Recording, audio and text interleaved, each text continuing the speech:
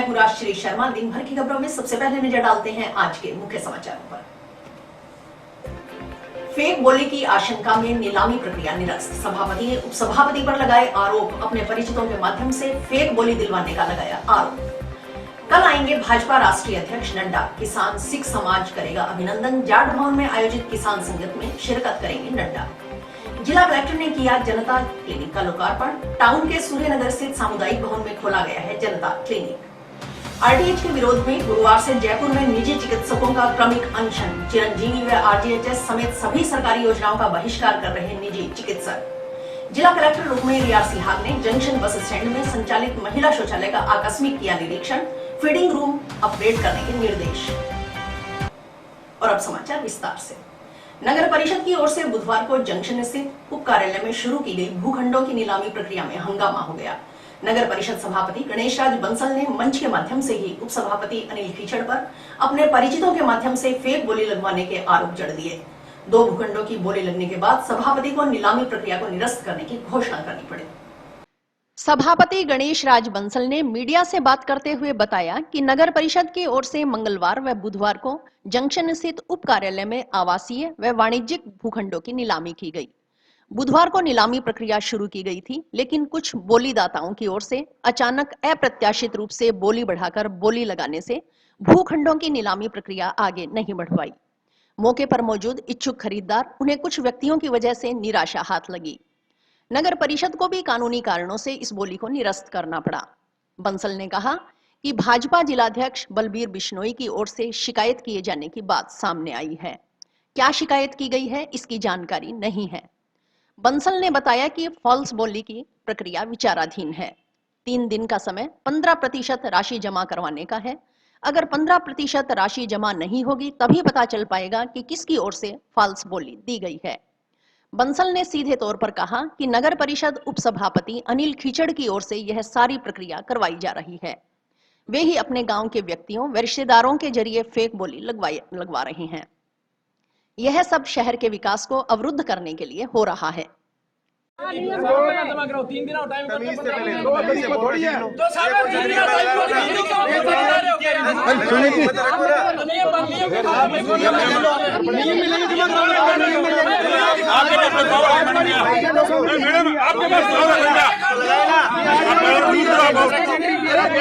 Madam का मैंने power है आपके पास तो पावर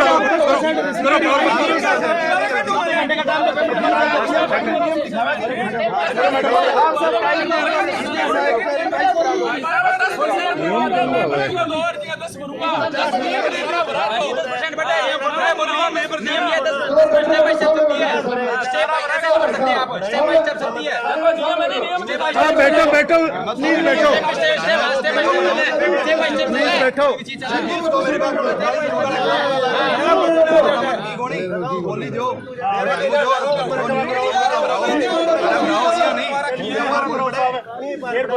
खराब करके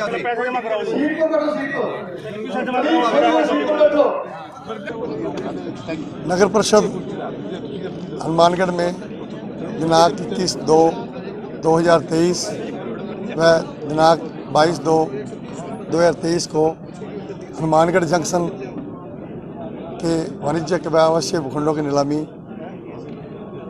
आयोजित की गई थी। दिनांक 21 तारीख को भी 18 करोड़ 60 लाख रुपए के करीब के भूखंड विक्रय किए गए हैं। आज भी नीलामी प्रक्रिया शुरू की गई थी, लेकिन कुछ बोलीदाताओं द्वारा अचानक अप्रत्याशित रूप से बोली बढ़ाकर बोली दी गई, जिससे बोली आगे बढ़ नहीं पाई। वह जो मौके पर इच्छुक खरीदार पधारे थे, उन्हें कुछ व्यक्तियों की वजह से निराशा हाथ लगी और नगर परिषद को भी कानूनी कारणों से उक्त बोली को निरस्त करना पड़ा। फॉल्स बोली का तो अभी बोली की प्रक्रिया विचाराधीन है। फॉल्स बोली तो कल 3 दिन का टाइम 15% राशि जमा कराने का है। अगर 15% राशि जमा नहीं होगी तभी पता लगेगा कि उनके द्वारा फॉल्स बोली दी गई है। हमारे ही एक साथी के द्वारा ये सारी प्रक्रिया आयोजित करवाई जा रही है। तो मैंने हमारे जो उपसभापति अनिल खीचड़ उनका नाम लिया है, उन्हीं के द्वारा ये सारा उनके अपने गांव के व्यक्तियों से और अपने रिश्तेदारों से ये बोली फेक बोली दिलाई जा रही है। शहर के विकास को अवरुद्ध करना चाहते हैं। उपसभापति अनिल खीचड़ ने सभापति की ओर से उन पर लगाए गए इन आरोपों को निंदनीय बताते हुए कहा कि उनका बोली में किसी तरह का रोल नहीं है। अगर कोई फेक बोली दे रहा है तो पूर्व में भी फेक बोलियां दी गई। यह भी हो सकता है कि फेक बोली लगवाने के पीछे का कार्य भाजपा का हो या फेक बोली लगवाने वालों ने अपनी व्यक्तिगत रंजिश के लिए यह सब किया हो। इसमें सभापति की ओर से उनका नाम लेकर उन्हें बेवजह घसीटा जा रहा है, जबकि इस तरह की कोई बात नहीं है। खीचड़ ने कहा कि उन्होंने सभापति के साथ भाजपा से के राज में 4 साल लड़ाई लड़ी, उनका हमेशा कंधे से कंधा मिलाकर साथ दिया। अब 3.25 साल से सभापति बंसल अपना शासन चला रहे हैं। इन 3.25 साल में 250 करोड़ की बोलियां करने की बात कही जा रही है। जब 250 करोड़ रुपए की बोलियों में उपसभापति ने टांग नहीं अड़ाई, तो आज उपसभापति के पास ऐसा क्या आ गया कि उन्होंने टांग अड़ा दी? साहब, बोली के अंदर मेरा किसी प्रकार का कोई रोल नहीं है। आज यहाँ पे हजारों सैकड़ों लोग आए हैं, उनकी पर्चियां कटी है। हो सकता है उसमें से 2, 4, 5 मेरे मिलने वाले हों, मेरे वार्ड के हों, मेरे रिश्तेदार हों। क्या आज से पूर्व में मेरे मिलने वाले और मेरे जानकारों ने पर्चियां नहीं कटाई या बोलियां नहीं दी?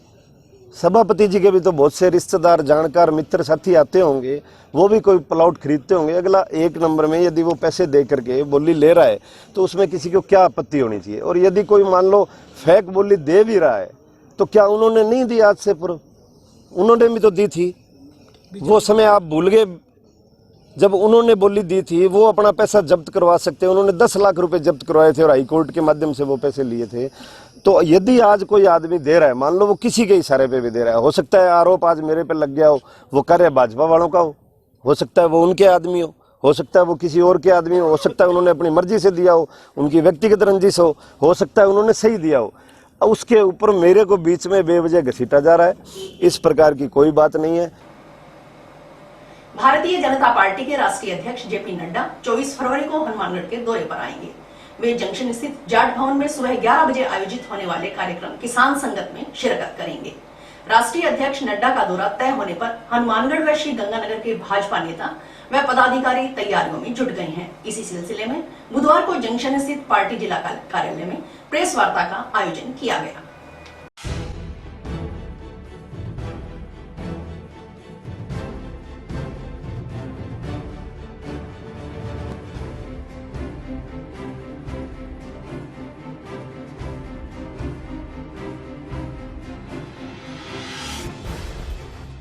तो 22 तारीख को माननीय राष्ट्रीय अध्यक्ष जी हनुमानगढ़ प्रवास पर रहेंगे और उसके दौरान जो किसानों के लिए, जो हमारे सिख समाज के लिए, जो आदरणीय प्रधानमंत्री जी ने, चाहे अभी पूर्व वक्ताओं ने कहा कि चाहे करतारपुर कॉरिडोर साहब हो, चाहे बाल दिवस मनाने की बात हो और चाहे कोई किसान के हित में जो बातें हैं, उनका धन्यवाद करने के लिए किसान संगत कार्यक्रम 24 तारीख को 11 बजे जाट भवन में रहेगा। और ये केवल पॉलिटिकल कार्यक्रम नहीं, इस जिले के सभी अग्रणी किसान, अग्रणी सिख बंधु, चाहे वो किसी भी सेवाओं में हो, चाहे सरकारी सेवाओं में हो, चाहे एडवोकेट हो, सभी बुद्धिजीवी मिलकर जो प्रधानमंत्री जी ने जो इस समाज के लिए, जो किसान के लिए किया है, उसके लिए हम उनका अभिनंदन करेंगे और उनके मार्फत माननीय प्रधानमंत्री जी का भी अभिनंदन करेंगे। उन्होंने रेलवे स्टेशन को अपग्रेड किया है, ब्रॉडगेज किया है और जो लाइनें जो ठीक नहीं थी उनको ठीक करने का काम पहले केंद्र सरकार कर रही है। हमारे यहाँ पे करीबन 360 करोड़ रुपए की राशि से हमारे जिले का विद्युतीकरण हुआ है और जो हम लोग जो पुराने रेलवे स्टेशन थे उसको नया कर रहे हैं। राजस्थान के अंदर सबसे बड़ा गुड शेड जो बनवाली में बन रहा है, 8 करोड़ रुपए केंद्र सरकार ने दिए हैं। जब वो गुड शेड बन के तैयार हो जाएगा, किसान की फसलों के भाव में 100%, मैं कह सकता हूँ कि 100 रुपये प्रति क्विंटल के हिसाब से वृद्धि होगी, ये मैं कह सकता हूँ। और जब भी नई रेल बनेगी तो आदरणीय अटल जी का सपना हम जरूर पूरा करेंगे। इस रेल लाइन को बनाने का काम हम लोग करेंगे। पार्टी में सिख समाज को मिला है, शायद ऐसी कोई राजनीतिक पार्टी, राष्ट्रीय पार्टी नहीं है जिन्होंने सिखों को इतना सम्मान दिया। पंजाबी बाहुल्य इस गंगानगर लोकसभा और गंगानगर हनुमानगढ़ जिले की 11 सीटों में 5 सीटों पर भारतीय जनता पार्टी पंजाबियों को चुनाव लड़ा चुकी है और उसके उपेक्षाकृत कांग्रेस ने सिर्फ एक चुनाव लड़ाया। जब भी भारतीय जनता पार्टी की सरकार बनी है हमेशा पंजाबियों का उसमें हमारा एक मंत्री रहा है और कांग्रेस ने उसमें भी आमैन नकारा है। तो ये सारी चीज़ों को पंजाबियों में ध्यान में रखे हुए चाहे नेशनल माइनॉरिटी सेल हो उसमें भी एक पंजाबी को मौका दिया है। और भारतीय जनता पार्टी के लिए सारे सिखों में इस बात का हम धन्यवाद देना चाहते हैं। हमारे राष्ट्रीय अध्यक्ष हमारे बीच में आ रहे हैं। वीर बाल दिवस बहुत बड़ा मुद्दा था, करतारपुर साहिब कॉरिडोर का बहुत बड़ा मुद्दा था। ये सारे मुद्दों को लेकर के पूरा सिख संगत धन्यवाद देना चाहता है। जो अभी पत्रकार जी ने कहा कि बंदी सिंह, मैं आपको याद दिला दूं कि भैरव सिंह जी शेखावत की सरकार में सरदार गुरजंट सिंह जी के नेतृत्व में अजमेर जेल से तकरीबन 150 बंदी सिखों को छुड़वा करके पंजाब भेजा था। ये कोई पहला मौका नहीं है। राजनीतिक पार्टियां जिसमें मुद्दा बनाना चाहती इसमें कोई गंभीरता नहीं है और अगर गंभीर होते तो इससे पहले ये सारे पार्टियां सरकार में थी, आज तक इनकी तरफ से कोई बयान नहीं आया। अब ये सारे के सारे चुनावों में बुरी तरह हताशा का हाथ होने के बाद अब इनको बंदी सिंह याद आए हैं। हम सारे सिख समाज की तरफ से हमें जेपी नड्डा जी ने हनुमानगढ़ में मौका दिया, उनका धन्यवाद। हम सब जोश के साथ उनका स्वागत करेंगे। तो हमने हमारी पार्टी ने उनसे टाइम मांगा और जो 24 तारीख का 11 बजे जाट धर्मशाला के अंदर पूरी सिख समाज की तरफ से उनका धन्यवाद किया जाएगा। जो हमारे सुखा सिंह बताव सिंह गुरुद्वारा साहब है, बुढ़ा जोड़ गुरुद्वारा साहब है, सिंह सभा गुरुद्वारा साहब, गंगानगर सिंह सभा गुरुद्वारा साहब हनुमानगढ़ की तरफ से उनको सम्मान भी किया जाएगा। जो हमारे जब से पाकिस्तान हिंदुस्तान अलग हुआ है उस टाइम से हम डेली गुरुद्वारा साहब के अंदर अरदास करते थे।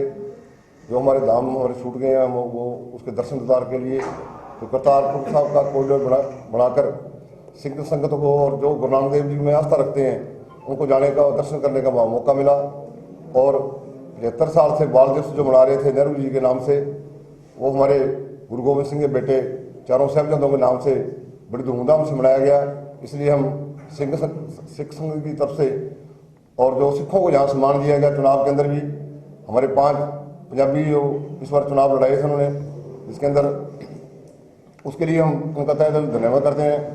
भारतीय जनता पार्टी की सरकार के अंदर जो सिख समाज को सम्मान मिला है उसके लिए हम नड्डा जी का तहे दिल से धन्यवाद करेंगे। राज्य सरकार के राइट टू हेल्थ बिल के विरोध में सड़क पर उतरे निजी चिकित्सक गुरुवार से संयुक्त संघर्ष समिति के बैनर तले जयपुर में क्रमिक अनशन शुरू करेंगे। रोजाना प्रदेश भर के अन्य जिलों से निजी चिकित्सक क्रमिक अनशन पर बैठेंगे। निजी चिकित्सकों ने चेतावनी दी है कि अगर राज्य सरकार ने किसी भी प्रकार का दमनात्मक कदम उठाया तो उन्हें निजी चिकित्सालय बंद कर बेमियादी समय के लिए हड़ताल पर जाने को मजबूर होना पड़ेगा। आईएमए के हनुमानगढ़ जिलाध्यक्ष डॉक्टर भवानी सिंह एरन ने बताया कि राज्य सरकार के राइट टू हेल्थ बिल के विरोध में निजी क्षेत्र के चिकित्सकों की ओर से मुख्यमंत्री चिरंजीवी स्वास्थ्य बीमा योजना व आरजीएचएस समेत सभी सरकारी योजनाओं का बहिष्कार पूरे प्रदेश में किया जा रहा है। Right to health bill private sector पर लागू करना संवैधानिक रूप से गलत है। मंगलवार को संयुक्त संघर्ष समिति के प्रतिनिधि जयपुर में राज्यपाल से मिले थे और इस बिल की सारी विसंगतियों से अवगत करवाया था। डॉक्टर एरन ने कहा कि प्राइवेट सेक्टर को साथ लेने के लिए राजस्थान सरकार ने चिरंजीवी योजना, आयुष्मान योजना व आरजीएचएस योजना लागू की थी ताकि सरकारों को संसाधनों पर अतिरिक्त खर्च न करना पड़े और प्राइवेट सेक्टर के संस्थानों में उपलब्ध संसाधनों के जरिए ही एक निश्चित रेट पर इलाज हो सके। यह योजना अच्छे तरीके से भी चल रही थी। अब सरकार चाहती है कि प्राइवेट हॉस्पिटल मुफ्त में इलाज करें और सरकारी हॉस्पिटल इन योजनाओं से पैसा कमाएं, जिसमें 60% पैसा केंद्र सरकार से आयुष्मान योजना के जरिए आ रहा है। सरकार वह पैसा इकट्ठा करना चाहती है और जनता को यह दिखाना चाहती है कि हमने आपके वॉलेट में 25 लाख रुपए डाल दिए हैं, लेकिन उस 25 लाख रुपए का इलाज कहां होगा, क्योंकि सरकारी हॉस्पिटल में तो उस व्यक्ति का इलाज भी मुफ्त होगा जिसका चिरंजीवी कार्ड नहीं है और उसका भी जिसका चिरंजीवी कार्ड बना हुआ है। खुद ही पैसे देकर खुद ही पैसे लेने वाली बात है। यह सिर्फ शब्दों की जादूगरी है। जनता को इससे कुछ लाभ नहीं होने वाला। प्राइवेट अस्पतालों को जब तक साथ नहीं लिया जाएगा तब तक इस योजना का कोई मतलब नहीं है। अगर सरकार सरकारी अस्पतालों से ही इलाज करवाना चाहती है तो वह अपने इन अस्पतालों में संसाधन व स्टाफ पूरा करे। राइट टू हेल्थ बिल के विरोध में हमारा चिरंजीवी योजना और आरटीजीएस योजना का बॉयकॉट अभी तक जारी है पूरे प्रदेश में। कल हमारे जॉइंट एक्शन कमेटी के प्रतिनिधि जयपुर में राज्यपाल जी से भी मिले थे और उन्हें इसकी सारी विसंगतियां बताई थी। हमारी सीधी से हमारे संगठनों की सीधी सी एक मांग है, right to health bill private sector पर लागू करना संवैधानिक रूप से गलत है। प्राइवेट सेक्टर को साथ में लेने के लिए आपने चिरंजीवी योजना, आयुष्मान योजना, आरटीजीएस योजना लागू की थी ताकि गवर्नमेंट को इंफ्रास्ट्रक्चर पे पैसा लगाए बिना जो प्राइवेट लोगों ने अपना इंफ्रास्ट्रक्चर बना रखा है उसी में गवर्नमेंट एक निश्चित रेट पे उनका इलाज करवा दे, जो कि बड़ी अच्छी चल रही थी। अब गवर्नमेंट चाहती है कि प्राइवेट हॉस्पिटल तो मुफ्त में इलाज करें और गवर्नमेंट हॉस्पिटल उस योजना से पैसा करवाएं जिस योजना में 60% पैसा सेंट्रल गवर्नमेंट से आयुष्मान योजना के थ्रू आ रहा है। तो गवर्नमेंट वो पैसा इकट्ठा करना चाहती है और पब्लिक को ये दिखाना चाहते हैं कि हमने आपके वॉलेट में 25 लाख रुपए डाल दिए। उस 25 लाख रुपए का यूज कहाँ होगा? सरकारी हॉस्पिटल में तो जिसका इलाज चिरंजीवी कार्ड नहीं है उसका भी मुफ्त होना है, चिरंजीवी कार्ड हो तो भी मुफ्त होना है। मैं खुद ही पैसे दे के खुद ही पैसे ले रहा हूँ उस योजना का मतलब कि ये तो सिर्फ शब्दों की जादूगरी है और कुछ नहीं है। पब्लिक को इससे कुछ लाभ नहीं होने वाला। प्राइवेट हॉस्पिटलों को जब तक आप साथ नहीं लेंगे तब तक इस योजना का कोई मतलब नहीं है। अगर आपको गवर्नमेंट हॉस्पिटल से ही सारा काम करवाना है तो आप अपने सारे हॉस्पिटल में इंफ्रास्ट्रक्चर पूरा कीजिए, उसमें स्टाफ पूरे कीजिए, एक डॉक्टर से तिगुना काम ले रहे हैं आप, उसकी मॉनिटरिंग कीजिए, तब जाके आपकी गवर्नमेंट में योजना प्रभावी हो पाएगी। और उसके लिए आपको चिरंजीवी योजना की जरूरत नहीं है, आप अपने हॉस्पिटल ही अपग्रेड कर लीजिए। अगर योजना के थ्रू आपको काम करवाना है तो प्राइवेट अस्पतालों को साथ लेना पड़ेगा और उसके लिए आरटीएच की जरूरत नहीं है, पुनर्भरण की जरूरत है। दूसरी बात, इसको थोड़े सम्मानजनक तरीके से आपको लाना पड़ेगा। जब ये भामाशाह योजना चालू हुई थी कई साल पहले, तब जो प्रीमियम था जो इंश्योरेंस कंपनी को सरकार दे रही थी उसकी तुलना में आज इंश्योरेंस कंपनी को 8 गुना ज़्यादा प्रीमियम दे रही है। 8 गुना ज़्यादा प्रीमियम देने के बाद भी केवल एक ऑपरेशन ही इनको ऐसा लग रहा है कि उसमें ये हर साल पैसे कम करते जा रहे हैं। बाकी किसी भी चीज़ का पैसा कम नहीं हो रहा है, चाहे वो बिजली हो, चाहे इंफ्रास्ट्रक्चर हो, चाहे हॉस्पिटल के 54 तरीके के लाइसेंस हैं, उनकी हर एक की फीस हो, हर एक साल बढ़ोतरी हो रही है। कुल मिला के एक चुनावी साल में राजनीतिक बिल है। राजनीति में कोई शायद उनको लग रहा है कि ये एक चीज़ उनकी नैया पार लगा सकती है, इसलिए इस पे कर रहे हैं। और उनको पैसा भी चाहिए, गवर्नमेंट के पास शायद पैसा नहीं है इसलिए पैसा देना नहीं चाह रहे, मुफ्त में काम करवाना चाह रहे हैं। जॉइंट एक्शन कमेटी ने आज से डिसीजन लिया है कि जयपुर में क्रमिक अनशन शुरू करेंगे और इस आंदोलन को तीव्र करेंगे। और अगर गवर्नमेंट ने कोई भी ऐसा दमनात्मक कदम उठाया तो फिर सब लोग हड़ताल पे चले जाएंगे, हॉस्पिटल बंद करेंगे और हमारे पास चारा क्या रह जाएगा। मुख्यमंत्री चिरंजीवी स्वास्थ्य बीमा योजना के तहत निजी अस्पतालों में इलाज बंद होने के बाद टाउन स्थित महात्मा गांधी स्मृति राजकीय जिला चिकित्सालय पर दबाव और बढ़ गया है। इससे जिला अस्पताल की ओपीडी में ही 20 से 25% की बढ़ोतरी हो चुकी है। पहले जहां रोजाना 80 से 85 मरीज भर्ती हो रहे थे, अब यह संख्या 120 के करीब पहुंच गई है। पीएमओ डॉक्टर मुकेश कुमार ने बताया कि पूर्व में जिला अस्पताल की प्रतिदिन ओपीडी 80 से 85 थी, जो 120 के करीब पहुंच गई है। 20 से 25% तक ओपीडी में बढ़ोतरी हुई है। इस कारण वार्ड भी भरने लगे हैं। एक अतिरिक्त वार्ड की व्यवस्था की गई है। ट्रोमा के केसों में भी बढ़ोतरी हो रही है। पहले मुख्यमंत्री चिरंजीवी स्वास्थ्य बीमा योजना के तहत निजी अस्पतालों में इलाज हो पा रहा था, लेकिन अब योजना के तहत इलाज न होने से वह सभी केस जिला अस्पताल में भर्ती कर उनके लिए व्यवस्था की जा रही है। प्रतिदिन 5-6 सर्जरी भी की जा रही है। सर्जरी के मामले में ट्रोमा के केस बढ़ते जा रहे हैं। हॉस्पिटल में आईपीडी जो पहले 80-85 पर डे थी वो 120 के करीब पहुंच गई है, यानी कि लगभग 20 से 25% आईपीडी इंक्रीज हुई है। तो उसके कारण सभी वार्ड भी फुल रहने लग गए हैं। तो उसके लिए एक वार्ड की अतिरिक्त व्यवस्था की गई है स्थिति को देखते हुए। जो ट्रॉमा के केसेस थे पहले कई हॉस्पिटल में उनका इलाज हो पा रहा था, तो वो सारे केसेस डिस्ट्रिक्ट हॉस्पिटल में भर्ती किए जा रहे हैं और उनकी व्यवस्थाएं की जा रही है। टाउन शहर के वार्ड 32 सूर्यनगर गली नंबर 2 स्थित सामुदायिक भवन में बुधवार को जिला कलेक्टर रुक्मणी रियार सिहाग ने जनता क्लिनिक का लोकार्पण किया। जिला कलेक्टर की अध्यक्षता में आयोजित कार्यक्रम में मुख्य अतिथि राजस्थान अन्य पिछड़ा वर्ग वित्त एवं विकास आयोग अध्यक्ष पवन गोदारा, विशिष्ट अतिथि विधायक प्रतिनिधि भूपेंद्र चौधरी, नगर परिषद सभापति गणेशराज बंसल व वार्ड पार्षद मंजू ढाका रहे। कार्यक्रम में ब्लॉक कांग्रेस कमेटी शहर अध्यक्ष Jitendra Jain, CMHO doctor OP Chahar सहित कई गणमान्य नागरिक मौजूद रहे।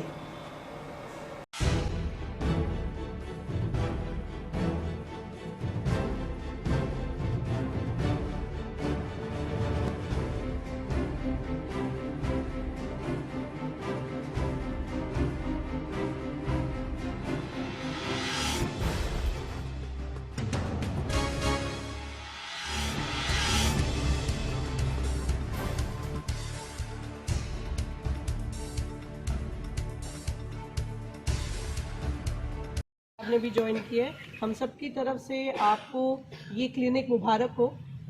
पूरे राजस्थान में चीफ मिनिस्टर साहब ने 150 ऐसे क्लिनिक खुलवाए हैं, जिसमें हनुमानगढ़ को 2 मिले हैं, एक टाउन में और एक जंक्शन में। तो हमारा ज़िला जो है इसका लाभ लेगा। आप देखते हैं कि हर चीज़ के लिए, छोटी मोटी चीज़ के लिए अगर डिस्ट्रिक्ट हॉस्पिटल हम जाते हैं, वहाँ पे बहुत ज़्यादा ऑलरेडी लोड होता है, डॉक्टर्स के ऊपर भी, स्टाफ के ऊपर भी, नर्सेज पे भी।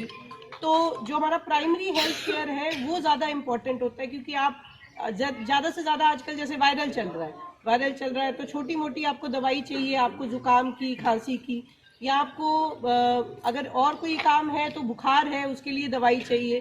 फिर क्या होता है कि बच्चों का टीकाकरण है, वो भी एक ऐसा काम है जिसके लिए आप नहीं चाहेंगे कि डिस्ट्रिक्ट हॉस्पिटल जाके लंबी लंबी लाइनों में खड़े हो। तो हमारे यहाँ पे कुछ बुजुर्ग साथी हैं जो आसपास यहाँ पे अलग अलग वार्डों में रहते हैं, अपना बीपी चेक करवाना चाहते हैं, अपना जो डायबिटीज़ है उसको चेकअप कराना चाहते हैं। तो 80% जो हमारा बेसिकली मेडिकल जो प्रॉब्लम्स होती हैं वो छोटे स्तर की हैं, प्राइमरी हेल्थ केयर जिसको हम कहते हैं उसकी हैं। तो उसके लिए नहीं, हम ना सरकार ऐसा चाह रही है ना हम ऐसा चाह रहे हैं कि लोग जो है हर चीज़ के लिए डिस्ट्रिक्ट हॉस्पिटल जाएं या हर चीज़ के लिए किसी प्राइवेट संस्था के पास जाएं। तो ये जो हमारी आम बीमारियां हैं वो घर के पास ही रिजॉल्व हो जाए। बातें जनता क्लिनिक का उद्देश्य क्या है, राजस्थान सरकार का किस प्रकार से जनता क्लिनिक, इसके पीछे क्या कारण रहे, आपको कलेक्टर साहब ने भी बताए, पूर्व वक्ताओं ने बताए। मैं तो सिर्फ इतना कहना चाहूँगा कि राजस्थान की सरकार ने हर आदमी के सामाजिक सुरक्षा की जितनी भी योजनाएं हैं सबको लेकर इतनी संवेदनशीलता दिखाई है। चिरंजीवी योजना, किसी भी आदमी पर अगर कोई बीमारी का साया पड़ता है तो चिरंजीवी योजना ये एकमात्र ऐसी योजना है जो उसका सहारा बनती है। पूरे विश्व, हिंदुस्तान ही नहीं पूरे विश्व में राजस्थान एकमात्र ऐसा राज्य है जिसने 25 लाख रुपए तक की इस योजना में लाभ दिया है। अब तो अगर कोई लंदन में भी इलाज कराएगा तो उसका खर्चा भी सरकार देगी। दूसरे राज्य में अगर कोई ऑर्गन ट्रांसप्लांट होगा तो उसका खर्चा भी सरकार देगी। इसके साथ साथ दुर्घटना बीमा 10 लाख तक का कर दिया। तो मैं कहूँगा कि राजस्थान की सरकार ने हर वर्ग को, कर्मचारी वर्ग यहाँ पर मौजूद है, कर्मचारियों के लिए ओपीएस की योजना लागू की। साहिबा, मेरे को बड़ी प्रसन्नता हुई है आज इस मौके पर। अब मेरे को आकर कि जनता क्लिनिक एक जो हमारे गवर्नमेंट का एक महत्वाकांक्षी एक योजना थी वो फलीभूत हुई है। यहाँ पर जनता क्लिनिक खुला है और मैं समझता हूँ कि जो राजस्थान सरकार ने, अशोक गहलोत सरकार ने जो लोगों के लिए, जो चिकित्सा सेवाओं के लिए जो काम किया है वो ऐसा मेरे ख्याल में कोई मिसाल नहीं है, हिस्ट्री में ही ऐसी मिसाल नहीं है। करोड़ों रुपए अपने मार्केट में लगे हैं। 365 करोड़ रुपए का मेडिकल कॉलेज और 5-6 करोड़ रुपए का एक जो अपना कैनाल कॉलोनी में हॉस्पिटल था, वहाँ पर एक नया हॉस्पिटल, एक और सैटेलाइट हॉस्पिटल मेडिकल कॉलेज के साथ में 10-15 कितने करोड़ रुपए, एक और अलग 200 बेड के लिए यहाँ पर टाउन के लिए, तो गंगानगर रोड पर हॉस्पिटल, टाउन के हॉस्पिटल के विस्तार के लिए और पैसे, मतलब एक रिकॉर्ड ही रहा है एक तरह का। मतलब अपने सोच नहीं सकते भी करोड़ों रुपए एक अपने जिले को, अपने शहर को मिलने, चिकित्सा के लिए सुविधाएं मिलनी एक बहुत बड़ी बात है। जनता क्लिनिक के बारे में वह माननीय मुख्यमंत्री महोदय द्वारा जो चिरंजीवी योजना दी गई है उसके बारे में माननीय जिला कलेक्टर महोदय ने आप पूरा अवगत करा दिया है। मैं भी आपसे ये निवेदन करूंगा कि आप ज़्यादा से ज़्यादा चिरंजीवी योजना में जुड़ें। आज जो ये जनता क्लिनिक आपके मोहल्ले में खुला है इसके लिए आपको मैं बधाई देता हूँ। इस जनता क्लिनिक के लिए नगर परिषद से जिस किसी प्रकार की सहयोग की अपेक्षा है वो हम पूर्ण करने के सदैव तत्पर रहेंगे। माननीय मुख्यमंत्री महोदय ने 2019 में ये योजना शुरू की थी, जिसमें ये डिसाइड किया गया था कि अर्बन हेल्थ के ऊपर राजस्थान सरकार काम करेगी। उसके तहत जनता क्लिनिक्स जो हैं ये डिसाइड किया गया था कि पूरे राजस्थान में खोली जाएंगी। तो पूरे राजस्थान में करीबन 150 जनता क्लिनिक खोलने का फैसला जो है माननीय मुख्यमंत्री महोदय द्वारा लिया गया। उसमें विधायक महोदय की लगन से 2 जनता क्लिनिक हनुमानगढ़ को मिली हैं, जिसमें एक टाउन में होगी और एक जंक्शन में होगी। उसका आज उद्घाटन था और उसके लिए हम सब यहाँ एकत्रित हैं। जिला कलेक्टर रुक्मिणी रिहार सिहाग ने बुधवार को जंक्शन बस स्टैंड में संचालित महिला शौचालय का आकस्मिक निरीक्षण किया। निरीक्षण के दौरान जिला कलेक्टर ने शौचालय में बने फीडिंग रूम को अपग्रेड करने के निर्देश नगर परिषद अधिकारियों को दिए। फीडिंग रूम में झूला रखवाने, बैठने की व्यवस्था करने, फ्लेक्स बोर्ड लगवाने आदि के भी निर्देश दिए। इसके अलावा सफाई व्यवस्था सुधारने के लिए भी निर्देशित किया। निरीक्षण के दौरान मौके पर मौजूद राजस्थान राज्य पथ परिवहन निगम के अधिकारियों से भी जिला कलेक्टर ने बस स्टैंड पर मौजूद व्यवस्थाओं के बारे में जानकारी ली। निरीक्षण के दौरान जिला परिषद सीईओ अशोक असीजा, नगर परिषद एक्सीएन सुभाष बंसल, मुख्य स्वच्छता निरीक्षक प्रेमलता पुरी आदि मौजूद थे।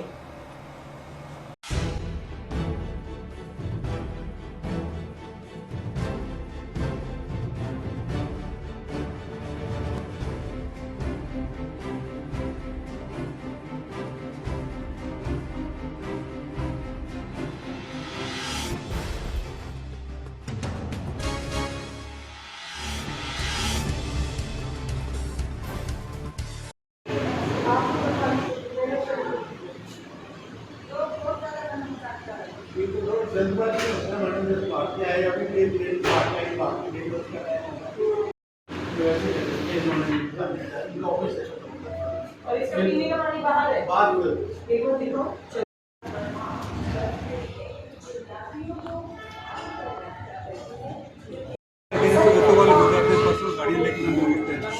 काम कर रहा होता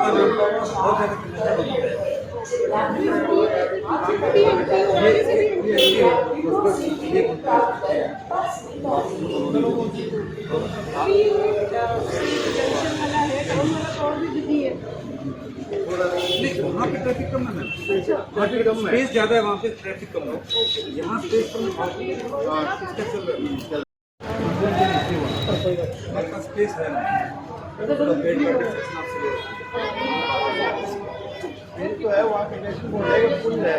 रूटीन विजिट है बस स्टैंड की, और ये देखने के लिए था कि शौचालय की जो स्थिति है वो ठीक है कि नहीं है, और जो महिलाओं के लिए यहाँ पे बेबी फीडिंग रूम की व्यवस्था है कि नहीं है।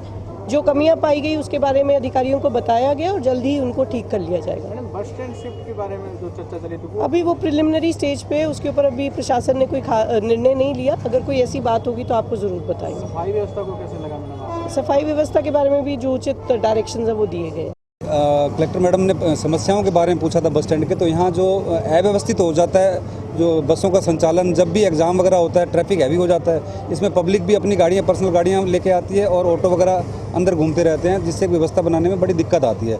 और आज की डेट में रंग महल के पास में जो अमरपुरा फाटक पे ओवरब्रिज बन रहा है, उसकी ज्वलंत समस्या है। 2-2 घंटे तक हर गाड़ी को वहाँ रुकना पड़ रहा है, कई बार 2-2 घंटे का जाम लग जाता है। तो मैडम से निवेदन किया गया है, मैडम उसके बारे में कोई शीघ्र कोई समाधान करवाएंगे। बस स्टैंड शिफ्टिंग को लेकर क्या? बस स्टैंड शिफ्टिंग का है, यहाँ से जो नगर परिषद है ये अबोर रोड पे लेके जाना चाह रहा है, और यदि यहाँ से शिफ्ट होता है तो हमारा प्रयास रहेगा कि हम अपना बस स्टैंड अपना अलग बना लें। डिपो के पास जगह है रोडवेज की खुद की, तो हमारा प्रयास है हम वहाँ बनवा लें। कलेक्टर महोदया, ये बस अड्डे पे जो शौचालय बना है, महिला शौचालय, उसमें फीडिंग रूम को देखने के लिए आए थे।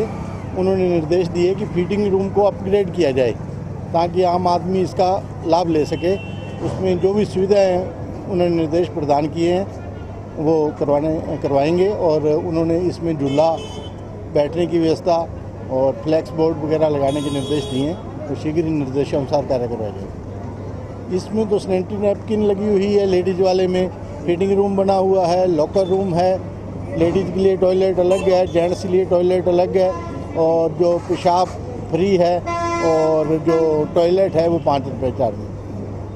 बस स्टैंड लेकर कभी चर्चा चल रही थी कि बाईपास पे ले जाएं। ये प्रशासनिक मुद्दा है जी, अभी समस्या रख रहे थे। हाँ, नहीं, लोगों ने रखी, प्रशासनिक मुद्दा है। और अभी वक्त है एक ब्रेक का।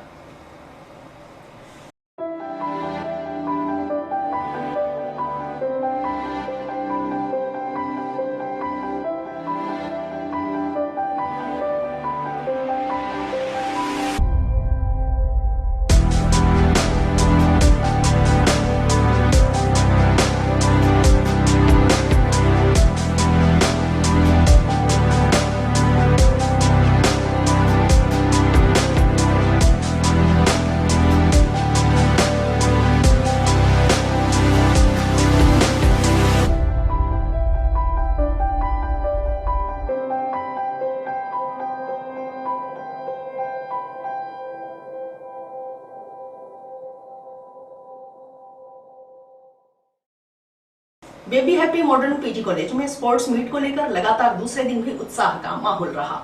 कॉलेज प्रबंध समिति के प्रबंध निदेशक भगवान दास गुप्ता, डायरेक्टर तरुण विजय व चेयरमैन आशीष विजय ने प्रतिभागी छात्र छात्राओं को शुभकामनाएं दी। प्रबंध निदेशक भगवान दास गुप्ता ने कहा कि जीवन में खेलकूद का बड़ा महत्व है। यह सिर्फ मनोरंजन नहीं बल्कि सीखने के हिसाब से मायने रखता है। एकजुटता, संयम, दृढ़ इच्छा शक्ति जैसे सद्गुण हम खेलों से ही सीखते हैं। इसीलिए प्रत्येक बच्चे को खेलों से जोड़ना जरूरी है। खेल प्रभारी राजकुमार अरोड़ा ने बताया कि बुधवार को विभिन्न खेलकूद प्रतियोगिताओं के परिणाम घोषित किए गए।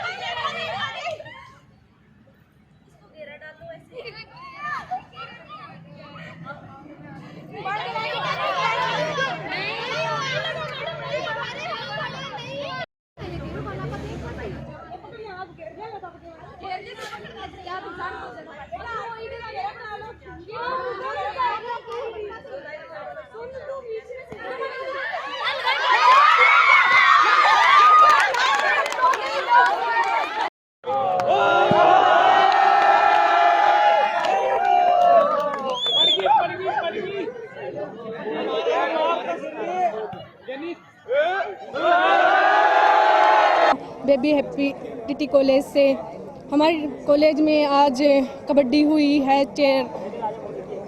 म्यूजिकल चेयर हुई है, रेस हुई है, इसके साथ साथ वॉलीबॉल हुई है। इससे हमें शिक्षा मिलती है कि हमारी जो कॉलेज की जो गर्ल्स हैं पीछे नहीं रहें, देश का नाम रोशन करें और आगे से आगे बढ़ चढ़कर हिस्सा लें। इससे हमारा मानसिक विकास, शारीरिक विकास तथा हमें जो मेंटली प्रॉब्लम है उससे भी छुटकारा मिल सकता है और हमारे देश का नाम रोशन कर रही हैं। ऐसे नहीं लगे कि गर्ल्स पीछे हैं, स्पोर्ट्स में काफ़ी आगे तक जा रही हैं गर्ल्स। इस कॉलेज के प्रशासन और प्रिंसिपल सर का धन्यवाद करना चाहते हैं। किसी भी चीज़ को बताने से पहले हमारे कॉलेज के अंदर 4 दिन की स्पोर्ट्स मीट रखी गई है, जिसके अंदर हमारा शारीरिक तथा मानसिक सर्वांगीण विकास हो रहा है, जिससे हमारा पढ़ाई के अंदर भी और ध्यान लगे। मतलब एक बार ब्रेक मिल जाता है किसी चीज़ से तो फिर हम किसी चीज़ को और अच्छे से स्टार्ट कर सकते हैं। और इसी से तो मतलब कुल मिला के बात है कि मतलब मैं हमारे प्रशासन और मतलब प्रिंसिपल सर का सबसे ज़्यादा मैं धन्यवाद करना चाहता हूं, जो ये विभिन्न प्रकार के कार्यक्रम हमारे महाविद्यालय में रखते हैं। इसमें खेल दिवस का आज दूसरा दिन है। इस दिवस के अंदर म्यूजिकल चेयर और 100 मीटर दौड़ और बाधा दौड़ और इसके अलावा वॉलीबॉल का जो है कि जो खेल प्रतियोगिता है रखी गई है, इसमें बच्चों ने बढ़ चढ़कर भाग लिया है। और हम यही सोचते हैं कि इस प्रकार की गतिविधियां इस कॉलेज में जो हो रही हैं बहुत बढ़िया तरीके से हो रही हैं। इसमें हमारे सभी साथियों का बहुत ही महत्वपूर्ण योगदान है और बच्चे भी इसमें बढ़ चढ़कर भाग ले रहे हैं। झूठे मुकदमे में फंसाने का आरोप लगाते हुए एक युवती ने जिला पुलिस अधीक्षक से न्याय दिलाने की गुहार लगाई। इस संबंध में युवती ने अंबेडकर जन जागृति मंच राजस्थान के बैनर तले एसपी को ज्ञापन सौंपा। मधु के अनुसार उसे अनुसंधान अधिकारी पर न्याय का कोई भरोसा नहीं है। उन्होंने इन दोनों मुकदमों की जांच किसी अन्य अधिकारी से निष्पक्ष तरीके से कर न्याय दिलाने की गुहार एसपी से लगाई।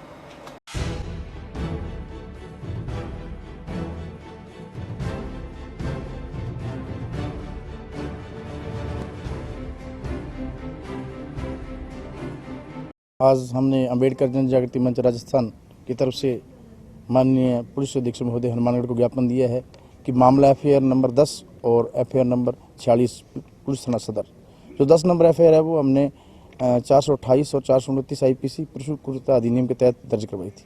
मामला ये है कि मधु जो है सामाजिक कार्यकर्ता है और इसने पीपल फॉर एनिमल की जो अध्यक्ष है मेनका गांधी जी, उनको मैसेज किया कि एक कुत्तिया को मार दिया गया। इस संबंध में उसके बाद क्या हुआ कि गांव में पंचायत हुई तो ओरली बात हुई कि जो जुर्माना है वो जुर्माना उस संस्था में जमा करवा दिया जाएगा।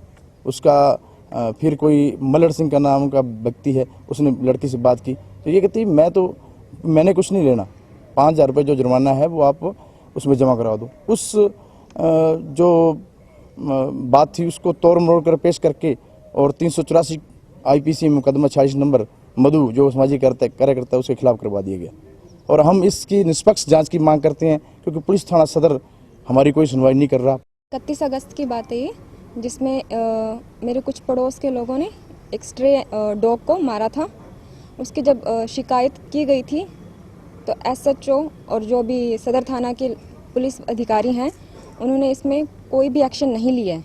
उल्टा हमारे ऊपर ही एक झूठा मुकदमा दायर कर दिया गया उन लोगों की तरफ से। आज हम ये मांग करने आए हैं कि इधर हमें कोई और उच्च अधिकारी से निष्पक्ष जांच करवाई जाए हमारे मामले की। महिला पुलिस थाना में दर्ज मुकदमे में पुलिस पर आरोपी पक्ष को बचाने का आरोप लगाते हुए दंपत्ति ने बुधवार को जिला पुलिस अधीक्षक के पास पहुंचकर न्याय दिलाने की गुहार लगाई। न्याय न मिलने पर राष्ट्रपति से इच्छा मृत्यु की मांग करने की बात कही। उन्होंने सुनवाई नहीं होने पर जिला कलेक्टर के माध्यम से राष्ट्रपति को इच्छा मृत्यु की अनुमति देने के लिए पत्र लिखने की बात कही।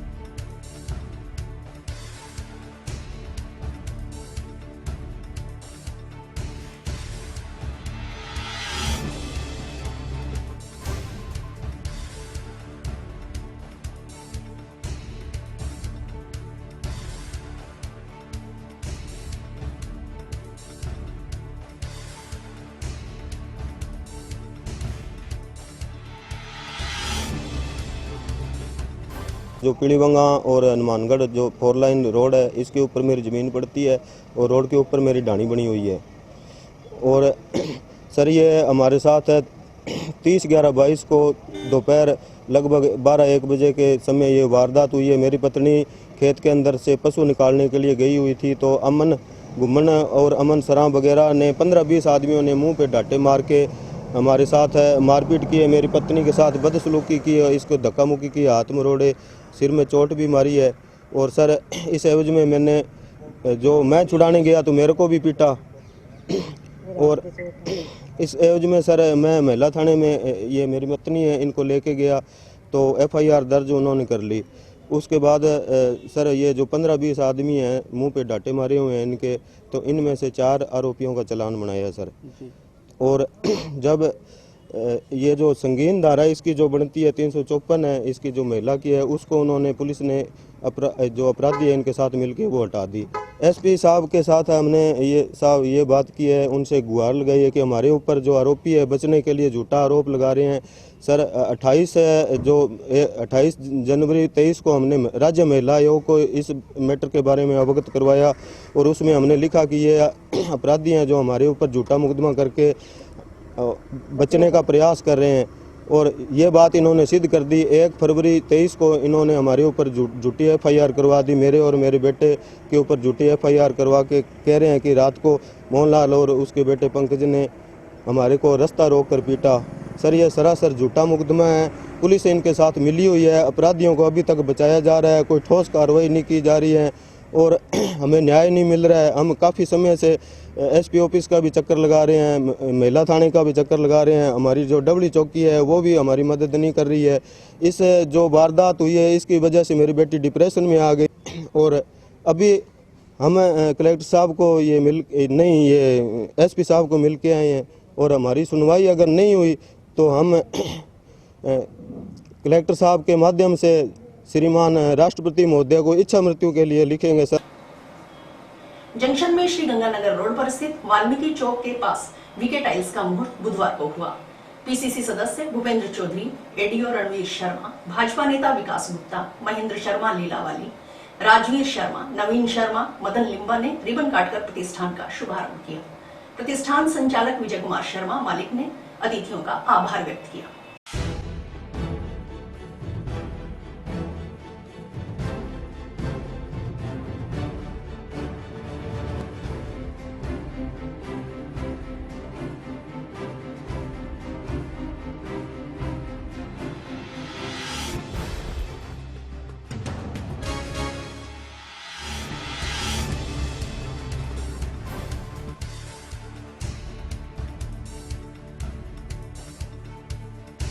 आज हमारे नए प्रतिष्ठान श्री गणेश जी महाराज की कृपा से शुभारंभ हुआ है।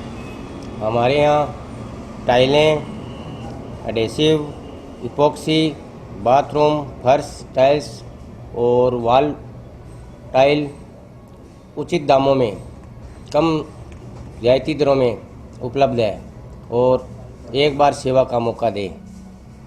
क्वालिटी का कैसे है? क्वालिटी जी बहुत अच्छी क्वालिटी है जी। ब्लू जोन है, गुडविन है, अम्बोजा है और सनेटेरिया है, कई प्रकार की क्वालिटी है हमारे पास। और इसी के साथ समाचार समाप्त हुए। रोजाना देखते रहिए समाचार। नमस्कार।